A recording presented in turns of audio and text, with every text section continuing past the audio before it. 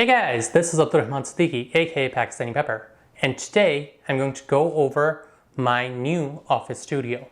I went through a lot of changes to try and make a space where I could create content and do my work effectively, while also functioning as a room where I need to, well, sleep. With this in consideration, I'm going to be including everything that I used, all the furniture to set up this office, and maybe you might get some ideas to set up your home office as well, because with quarantine and everything going on, we don't really know how much longer we're going to have to work from home. So, without further ado, this is Pakistani Pepper, aka Abdurrahman Siddiqui, and this is my office tour 2020. Let's begin with the first desk. This is the $225 Revere desk with Hutch by Andover Mills. With nearly 2 feet of depth, it has plenty of surface area to fit my monitor and keyboard, and a pull-out pencil drawer that is sturdy enough to hold my laptop. I prefer to work with a standard computer setup, so my MacBook gets a monitor output, a Logitech Bluetooth keyboard, and a generic Bluetooth mounts. The Hutch does take up some of the surface area, but it's sturdy enough to fit my Nintendo Switch behind the monitor and my iPad for when I want to watch something while typing. The drawers are also wide and there is plenty of legroom beneath. There is a hole to run your cables through, but I found it impossible to use for all the devices because the Hutch has no access point to it. Next up, we have this cupboard with 5 drawers that I picked from a local shop for about $200.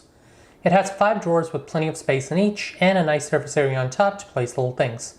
I place on it all the board games I bought to play with my students for when we return to school, and that is where they are waiting for my wonderful pupils. The Shao Kahn and Joker figurines are mine, however, and students shall never see them. Next, this may seem like a generic wall, but with one small addition. It opens up so many possibilities. I purchased the collapsible Elgato screen for $150 last year, and it has served me well. Originally meant to create backgrounds during live streaming, I have used it for comedy skits or just to take some clean pictures. At only 58 inches wide and 70 inches tall, it's not the world's most expansive green screen, but if you're patient with it and willing to talk while sitting, which is how it's designed to be used, it definitely does a good job even with limited lighting. The Gebo Sleeper by Latitude was the most expensive item I purchased at nearly $600, and it replaced the gigantic bed I used to have that left me little room to work.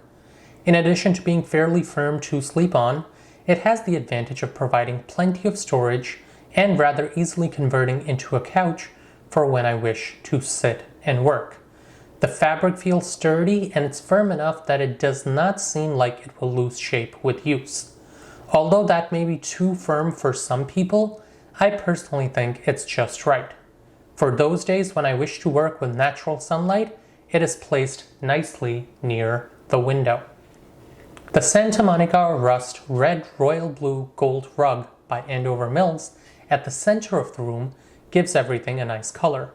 At just 4 feet by 6 feet and under $200, it is perfect for a mid-sized bedroom like mine. It is also soft enough to sit on and do some light stretching in between work, although I really would not think about sitting on it for extended periods of time. My 2 closets are both plenty spacious, and one even has a full-length mirror for when I want to comb my hair just right, but both of them are so stuffed that you will not get me to open them today. And finally, the center of the room and my workspace is this behemoth. The Lamantia Executive Desk by 3 Posts is a massive 65 inches wide and nearly 30 inches deep.